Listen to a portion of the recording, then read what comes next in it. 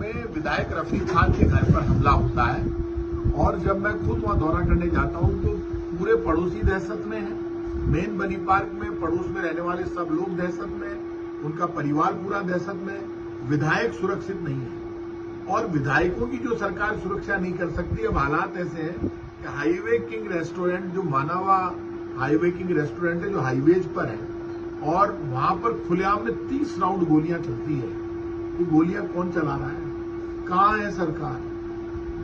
और सरकार में गृह विभाग मुख्यमंत्री भजनलाल जी शर्मा के पास है। भजनलाल जी शर्मा, मैं देख रहा था टीवी पे, जापान चले गए, अजमेर में बाढ़ आ गई, पूरे राजस्थान की सड़क पर खड्डे हो रहे हैं।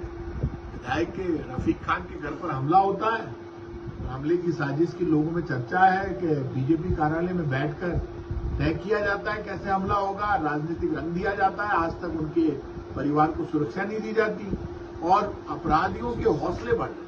और इतने बढ़ गए अपराधियों के हौसले, आप समझ लीजिए कि हाईवे किंग पर खुलेआम 5 करोड़ रुपए की पर्ची दी जाती है, 30 राउंड फायर किए जाते हैं। कोई डर नहीं है। अपराधियों में डर होना चाहिए, उल्टा हो रहा है।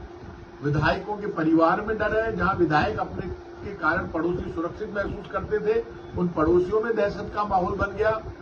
बड़े बड़े बिजनेसमैन डरने लगे, चुपचाप कई लोग तो पैसे देने लगे।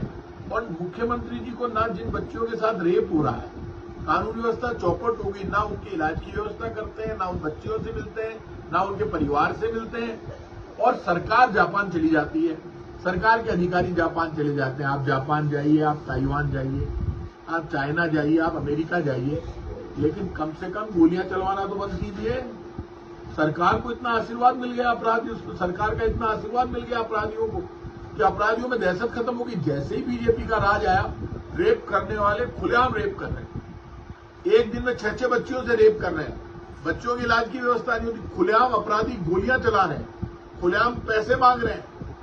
विधायक के घर पर हमला होता है और उस हमले को ही पूरी घटना को दबा दिया जाता है। जो लोग गिरफ्तार करके सच्चाई सामने आए, आज हाईवे किंग पर गोली चली है, वहां मर जाता है, या विधायक के परिवार में किसी के गोली लग जाए, उसके बाद आप विधायक को सुरक्षा देंगे या बिजनेसमैन को सुरक्षा देंगे? सरकार की जिम्मेदारी है।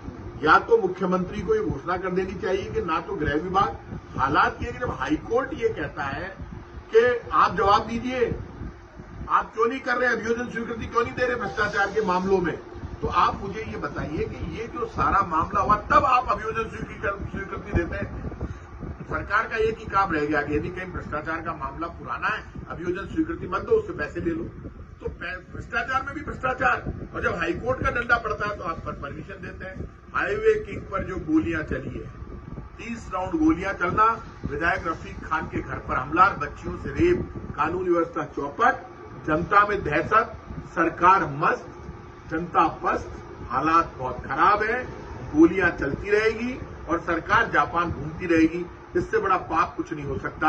हम फिर कह रहे हैं सरकार से कि आपको 9 महीने हो गए, अब ये हमको गाली देना बंद करो और राजस्थान की बच्चियों को, विधायकों को, राजस्थान की आम जनता को गोलियों से बचाओ। यदि नहीं बचा सकते तो जवाब दो, तो जनता अपना फैसला करे।